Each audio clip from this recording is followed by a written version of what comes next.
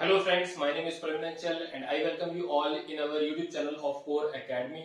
ये जो है हमारा फोर्थ एंड लास्ट पार्ट है economics lesson two the sector of Indian economy का। तो चलिए इसे स्टार्ट करते हैं। तो इसमें हम लोग डिस्कस करेंगे कुछ इंपॉर्टेंट क्वेश्चन एंड आंसर का जो कि हमेशा बोर्ड एग्जामिनेशन में पूछा जाता है। ठीक है, इंपॉर्टेंट टॉपिक्स एंड क्वेश्चंस। तो ये जो है हमारे इस चैप्टर इस टॉपिक का नाम रहेगा important topics and questions that comes in board examination.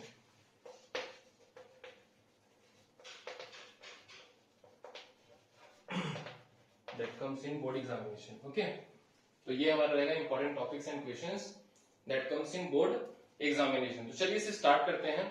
तो जो सबसे पहले अगर अपन देखेंगे इस चैप्टर में, जो कि एक इकोनॉमिक एक्टिविटीज को कितने भागों में डिवाइड किया गया है, तो उसे हमने 3 भागों में डिवाइड किया था on the basis of production, है ना, जो कि प्राइमरी था, सेकेंडरी था और टर्शियरी था। फिर on the basis of working condition, जो कि ऑर्गेनाइज था और अनऑर्गेनाइज था। और जो लास्ट था on the basis of ownership, तो प्राइवेट एंड पब्लिक। तो इनके बीच में जो डिफरेंसेस है ना, वो हमेशा आता है कि भाई right the difference between the private and public sector or the organized and unorganized sector, or the primary sector versus secondary sector versus tertiary sector। तो इस तरीके का जो डिफरेंशिएशन बेस्ड क्वेश्चन आता है ना, वो हमेशा आता है एग्जामिनेशन, बोर्ड एग्जामिनेशन में। ठीक है, तो इसे आप ध्यान रखिएगा। तो ये जो डिफरेंस वाला जो क्वेश्चन आता है ना, बहुत बहुत बहुत बार आता है। ठीक है, डिफरेंस बेस्ड क्वेश्चन।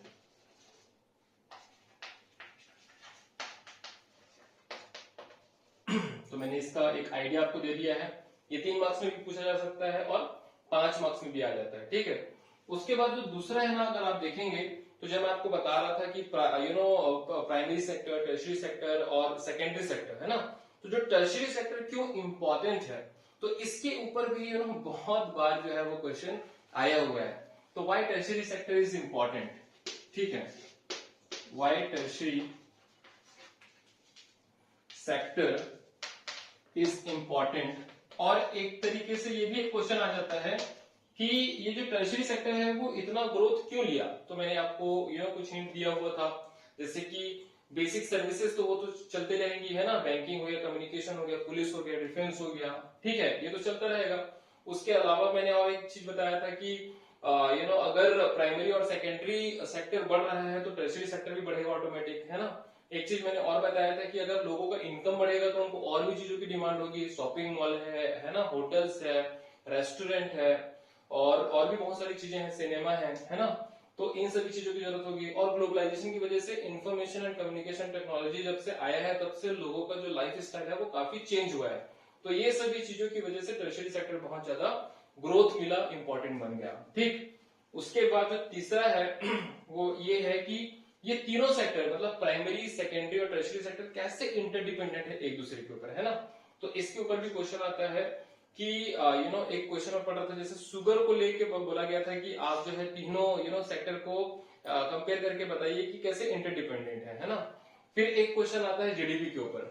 तो ये जीडीपी जो है वो बहुत बहुत बहुत ज्यादा इंपॉर्टेंट टॉपिक है, ग्रॉस डोमेस्टिक प्रोडक्ट। इसके ऊपर डायरेक्ट क्वेश्चन आता है और ये भी आता है कि इसे कैसे कैलकुलेट करते हैं। तो मैंने बताया था जो final values of goods and services, तो उसमें जो इंटरमीडिएट प्रोडक्ट्स है ना, उसको हटा दिया जाता है और जो प्रोडक्ट का फाइनल कॉस्ट होता है उसे ही सिर्फ कैलकुलेट करते हैं हम लोग किसमें, जीडीपी में, that is gross domestic product. उसके बाद ना एक और चीज होता है जिससे बहुत ही इंपॉर्टेंट है, जिसे कहते हैं हम लोग मनरेगा।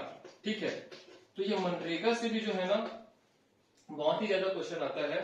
महात्मा Gandhi national rural employment guarantee act, तो इसमें से बहुत ज्यादा क्वेश्चंस आते हैं। ठीक है, तो इसे बहुत ही अच्छे से प्रिपेयर करिएगा। और मैंने इसके कुछ इंपॉर्टेंट पॉइंट्स बताए भी थे कि इसमें 100 दिन का जो है वो एम्प्लॉयमेंट मिलता है। और एक चीज और है इसमें मैं जो बताना चाहूंगा कि इसका जो रेडियस होता है ना, वो 5 किलोमीटर के अंदर पे ही आपको जॉब सरकार देती है। अगर 5 किलोमीटर के बाहर देगी तो फिर उसका एक्स्ट्रा आपको अलाउंस दिया जाएगा। ठीक है, उसके बाद एक और बहुत ही इंपॉर्टेंट इसमें है क्वेश्चन कि जो अनऑर्गेनाइज सेक्टर है, ठीक है, अनऑर्गेनाइज सेक्टर। तो ये अनऑर्गेनाइज सेक्टर के बारे में आपसे पूछा जाएगा और इसमें जो वर्कर्स हैं उसके लाइफ को कैसे बढ़ाया जा सकता है, अच्छा किया जा सकता है, प्रोटेक्ट किया जा सकता है, तो इसके ऊपर भी जो है क्वेश्चंस आते हैं। एक बार फिर से देख लेते हैं कि डिफरेंस बेस्ड क्वेश्चन हो गया, why tertiary sector is important हो गया, है ना। उसके बाद में जीडीपी हमने देख लिया। उसके बाद में एक और क्वेश्चन आता है कि एम्प्लॉयमेंट अपॉर्चुनिटीज को भी हम लोग कैसे बढ़ा सकते हैं, इसके ऊपर भी एक क्वेश्चन आ सकता है कि एम्प्लॉयमेंट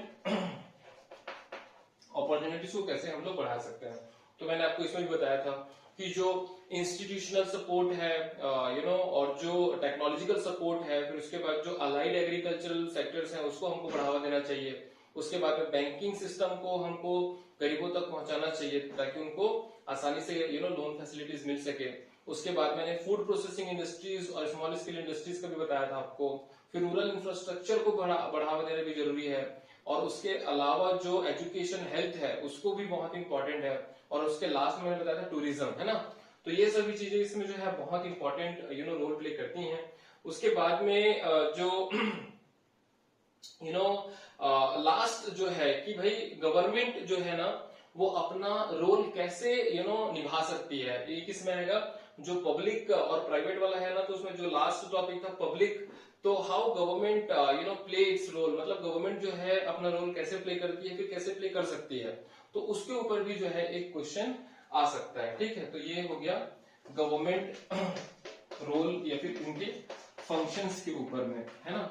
ये कौन से टॉपिक में आएगा, जो पब्लिक सेक्टर वाला टॉपिक है ना, आप देखे होंगे जो मैंने लास्ट पार्ट में कवर किया था, तो उसके ऊपर भी क्वेश्चन आ सकता है। तो ये रहे कुछ इंपॉर्टेंट टॉपिक्स और कुछ इंपॉर्टेंट क्वेश्चंस। मैं एक बार फिर से रिपीट करूंगा कि जो प्रीवियस ईयर के अनसॉल्व पेपर से उसको एक बार और अच्छे से देखिएगा। कुछ समझ में नहीं आता है तो फिर कमेंट सेक्शन में बिल्कुल पूछिएगा हमसे। Okay, we will be very happy to help you. So friends, that's it in this particular entire chapter. I hope you have understood the complete chapter very nicely. If you have any doubt, problem, confusion, please comment below and let me know. We will see you in the next video. Till then, bye bye. Take care. Thank you.